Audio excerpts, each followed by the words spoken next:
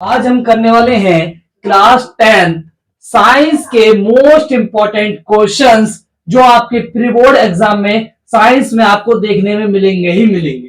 मैं 5 साल के एक्सपीरियंस के साथ कह सकता हूं कि ये क्वेश्चन बार बार आपके एग्जाम में रिपीट होते हैं और अगर आपने ये कर लिए इन क्वेश्चंस के आंसर भी मैं आपको बताऊंगा कहां मिलेंगे और आप किस मटेरियल से पढ़कर अच्छे नंबर ला सकते हैं वो भी मैं आपको बताऊंगा। लेकिन मैं आज इसमें जो हमारा मेन टॉपिक रहने वाला है वो मैं आपको बताऊंगा इस वीडियो में। लेकिन इसमें हम बताने वाले हैं most important questions for pre board exam class 10 science. Okay, शुरुआत करते हैं ना देरी की। फर्स्ट क्वेश्चन, संकलन अभिक्रिया को उदाहरण की सहायता से समझाइए। तो संकलन अभिक्रिया है उसको उदाहरण की सहायता से समझाइए। 2 नंबर में आपसे पूछा जाता है संकलन अभिक्रिया क्या है, इसको उदाहरण की सहायता से समझाइए। या आपसे पूछ लिया जाता है कि जो वनस्पति तेल है उसको घी में परिवर्तित करने के लिए कौन सी प्रक्रिया का प्रयोग किया जाता है, तो आपको बताना चाहिए संकलन अभिक्रिया। ठीक है, तो आपको एक टॉपिक पढ़ना होगा, इसको समझना होगा, उसी के आधार पर आप इसके उत्तर दे पाओगे। ठीक है, तो आपको जो मेन फोकस रखना है वो कॉन्सेप्ट पे रखना है, क्वेश्चन पर कम कॉन्सेप्ट पर ज्यादा फोकस रखना है। ठीक है, जैसे ये प्रश्न है इसमें आपके 2 क्वेश्चन बन गए, ठीक है, 3 भी बन सकते हैं। अगर आपने कॉन्सेप्ट अच्छी तरीके से समझ रखा है तो आपको क्वेश्चंस की दिक्कत नहीं है। ठीक है, समझ में आ गया आपको। ये आपसे पूछा जाएगा संकलन अभिक्रिया के माध्यम से, 402 नंबर पूछा जाए, चाहे उसी के टाइप में क्वेश्चन पूछा जाए। ठीक है, एमसीक्यू टाइप में पूछा जाएगा तो इस प्रकार से पूछा जाएगा तो वनस्पति तेल को घी में परिवर्तित करने के लिए कौन सी अभिक्रिया का प्रयोग किया जाता है, तो आपको उत्तर होगा संकलन अभिक्रिया। ठीक है, यह 2 नंबर में पूछ लिया जाएगा संकलन अभिक्रिया क्या है, इसे उदाहरण की सहायता से समझाइए, तो ये आपसे 2 नंबर में पूछ लिया जाएगा। ठीक है, समझ में आ गया आपको, इसलिए मेन टॉपिक पर फोकस करना है। सेकंड क्वेश्चन, समझातीय श्रेणी के गुण लिखिए। जो समझातीय श्रेणी है उनके क्या क्या गुण है, ये आपसे 2 मार्क्स या 3 मार्क्स में आपसे पूछा जाता है, चाहे आपका प्री बोर्ड एग्जाम हो चाहे फाइनल बोर्ड एग्जाम हो। ये सीबीएसई के द्वारा लिखित है कि ये आपसे पूछा जाएगा। ये 5 साल के एक्सपीरियंस साथ मैं कह सकता हूँ। ठीक है, तो समझातीय श्रेणी है, इसके गुण आपको लिखने हैं। ये क्वेश्चन रिपीट होंगे बार बार, इसलिए आपसे कह रहा हूं हो सके तो इसका एक स्क्रीनशॉट ले लो और साथ साथ इन्हें नोट कर लो, क्योंकि आपके एग्जाम के लिए बहुत हेल्पफुल रहने वाला है। अगर मैं आपको गारंटी की बात बताऊं, जो मैंने आपको अभी आपके मिड टर्म एग्जाम हुए थे उसके लिए मैंने एक वीडियो बनाई थी, उस वीडियो को मैंने डिस्क्रिप्शन बॉक्स में उसका लिंक दिया है, आप वहां से देख सकते हो कि जो सारे क्वेश्चन थे जो मैंने करवाए थे वीडियो में, वो सारे क्वेश्चन आपके मिड टर्म एग्जाम में आपको देखने को मिलेंगे। तो मैं यही बता रहा हूं कि आपको ये प्री बोर्ड एग्जाम के लिए मैं क्वेश्चन बता रहा हूं, ये आपको प्री बोर्ड एग्जाम और बोर्ड एग्जाम दोनों को देखने को मिलेंगे। ठीक है, आपको विश्वास नहीं है तो कमेंट बॉक्स में वीडियो दे रखी है, आप वहां से देख लीजिएगा, क्योंकि मिड टर्म का एग्जाम है वो आपने दे रखा है, आपके पास क्वेश्चन पेपर भी होगा, तो आप वहां से मैच कर सकते हो कि भाई ये क्वेश्चन आए थे नहीं आए थे। बिल्कुल आए हुए क्वेश्चन है, मैंने वही क्वेश्चन कराए थे कुछ दिन पहले कराए थे एग्जाम से। ठीक है, वही मैं आपसे आज फिर करा रहा हूँ, ये प्री बोर्ड एग्जाम की तैयारी करा रहा हूँ मैं क्लास 10 साइंस की। ठीक है, ये क्वेश्चन आएंगे 100%, ये गारंटी है, सीबीएसई बार बार ये क्वेश्चन देती है और प्री बोर्ड एग्जाम में देखने को मिलेंगे ही मिलेंगे, लेकिन फाइनल एग्जाम में तो जरूर मिलेंगे। ठीक है, लेकिन ये मैंने सेकंड टर्म का सिलेबस लिया है, फर्स्ट टर्म का सिलेबस आपको वहां कवर हो गया है, आप वो देख लीजिएगा और इसको देख लीजिएगा, आपका साइंस एग्जाम यूं चुटकियों में खत्म हो जाएगा। ठीक है, तीसरा क्वेश्चन, संरचनात्मक समन्वय क्या है।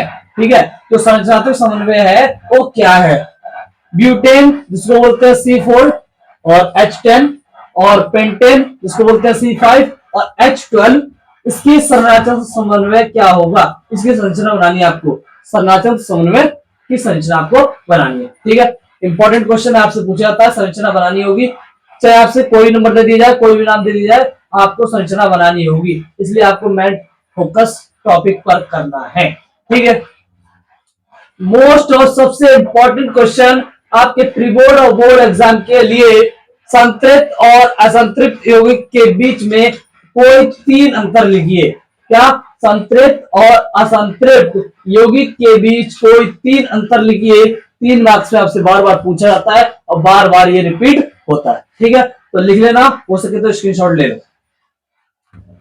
सबसे इंपॉर्टेंट जो चैप्टर की जान है, चैप्टर 4 है जो आपका, उसकी जान है चैप्टर 4 की, 5 नंबर में आपसे पूछा जाएगा सबसे ज्यादा नंबर देने वाला क्वेश्चन ये है, साबुन की प्रक्रिया को समझाइए। साबुन की प्रक्रिया को समझाइए, 5 नंबर में आपसे पूछा जाता है। क्या 5 नंबर फ्री के हैं, ले लो। साबुन की प्रक्रिया को समझाइए, 5 नंबर आपके प्री बोर्ड और बोर्ड एग्जाम दोनों में देखने को मिलेंगे। ठीक है, उससे पहले मैं आपको बता दूं कि जो आपके क्वेश्चंस के आंसर है ये आपको जो सीबीएसई द्वारा दी हुई सपोर्ट मटेरियल है उसमें आपको देखने को मिल जाएंगे। उसके साथ साथ आपको टॉपिक भी मिल जाएंगे जिससे कि आप अपने एग्जाम की तैयारी अच्छे तरीके से कर सकते हो। समझे, तैयारी भी आपको सपोर्ट मटेरियल से करनी है, ये क्वेश्चंस के उत्तर भी आपको वहां से मिल जाएंगे और मेन फोकस करना है टॉपिक पर। ठीक है, टॉपिक क्लियर कर लेंगे, आपको बोर्ड एग्जाम और प्री बोर्ड एग्जाम दोनों में नंबर मिल जाएंगे। ठीक है, ठीक है भाई, ये क्वेश्चंस के उत्तर भी मिलेंगे, मटेरियल भी मिलेगा, शॉर्ट मटेरियल मिलेगा, अच्छा मटेरियल मिलेगा, तो आप वहां से तैयारी कीजिएगा। नहीं तो आप एनसीईआरटी से कीजिएगा, वो भी ठीक है, लेकिन उसमें आपको विस्तार से दिया हुआ है। अगर आपके पास समय कम है तो सपोर्ट मटेरियल का यूज कीजिएगा, अगर समय ज्यादा है, भरपूर है, अगर आप पढ़ना चाहते हैं विस्तार से तो उसके लिए एनसीईआरटी द्वारा साइंस की किताब है, विज्ञान की किताबों से पढ़िएगा। ठीक है, मटेरियल आपको पता चल गया होगा, क्वेश्चन उसी में से आते हैं और कई बार से नहीं आते हैं। ठीक है, लेकिन ये क्वेश्चन है जो बार बार रिपीट हुए।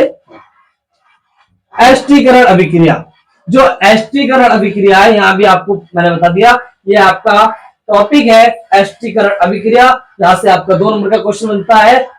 इसलिए मैं आपको और कहता हूं टॉपिक पर कॉन्सेप्ट बनाए रखिएगा, आपके नंबर पूरे मिल जाएंगे। यहां से 2 प्रश्न बनते हैं।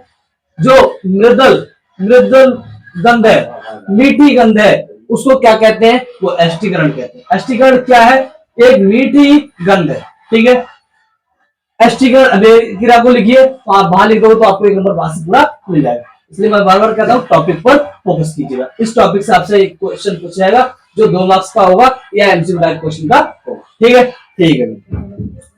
नेक्स्ट इंपॉर्टेंट क्वेश्चन है, लैंगिक और अलैंगिक जनन में अंतर लिखिए। लैंगिक और अलैंगिक जनन में अंतर आपको लिखना है। इनके उत्तर सभी आपको सपोर्ट मटेरियल और एनसीईआरटी द्वारा किताब विज्ञान में आपको देखने को मिल जाएंगे। मटेरियल यही 2 बुकें हैं, अगर आपने ये 2 अच्छे तरह से कर ले तो आपका बोर्ड और प्री बोर्ड एग्जाम ये चुटकियों में समाप्त हो जाएगा। ठीक है, नेक्स्ट और सबसे इंपॉर्टेंट क्वेश्चन आपके प्री बोर्ड एग्जाम के लिए, कायिक संवर्धन के लाभ लिखिए।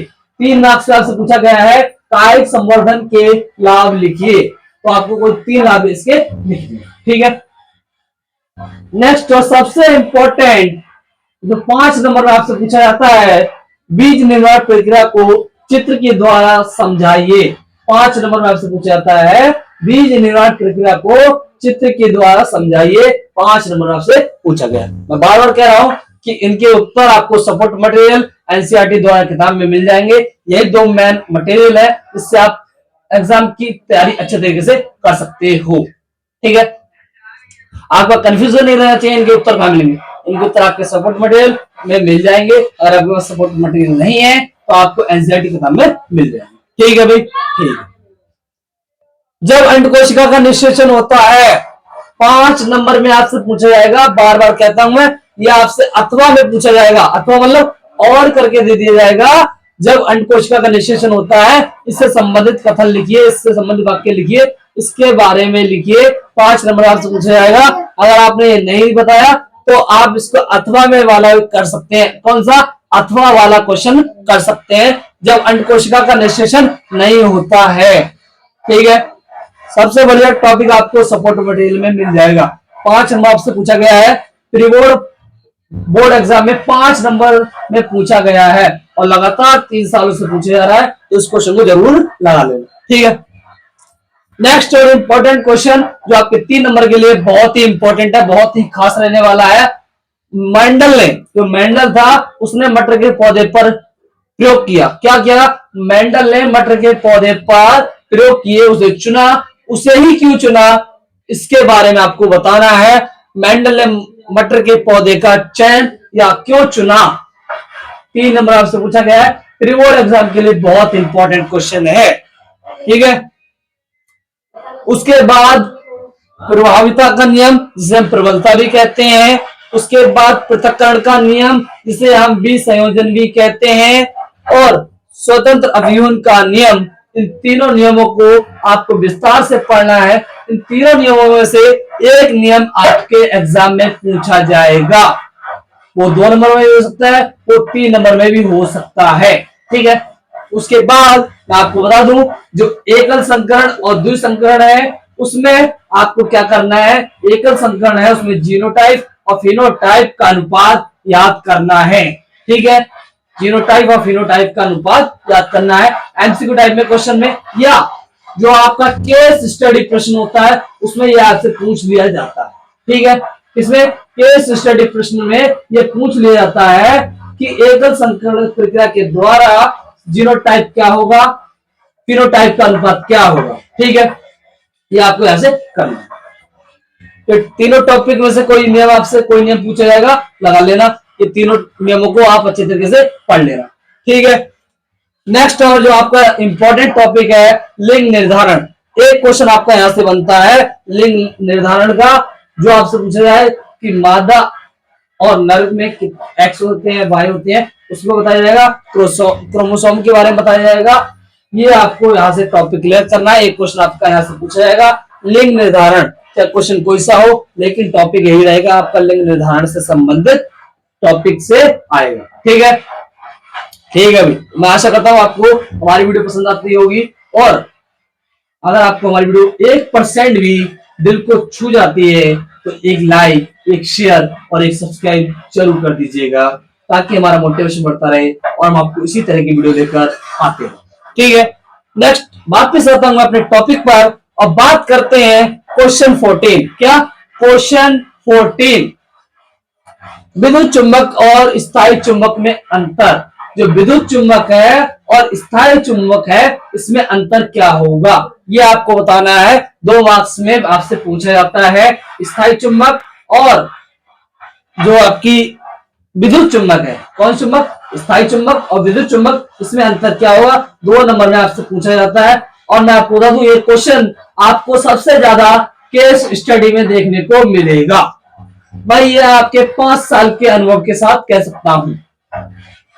नेक्स्ट, फ्लेमिंग का बाएं, फ्लेमिंग का वाम मतलब बाएं हस्त नियम लिखिए। उसके बारे में आपका एक क्वेश्चन आएगा, चाहे वो 2 नंबर में हो, 3 नंबर में हो, ये आपसे पूछा जाएगा। किसका नियम? फ्लेमिंग का बाएं हस्त का नियम। ठीक है, इस टॉपिक को पढ़ लेना। नेक्स्ट और लास्ट टॉपिक है आपका जो परिनालिका से संबंधित पूछा जाता है आपका, वहां से एक एमसीक्यू टाइप का क्वेश्चन भी आएगा और एक 2 नंबर का क्वेश्चन भी आएगा। परिनालिका क्या है, इसकी दिशाएं क्या है, उसके बारे में, जाल है वो किधर से किधर की ओर चलता है, इसलिए आपको उस कॉन्सेप्ट को क्लियर करना है। ठीक है, जाते जाते एक लाइक शेयर सब्सक्राइब जरूर करते जाइएगा। Thank you for watching.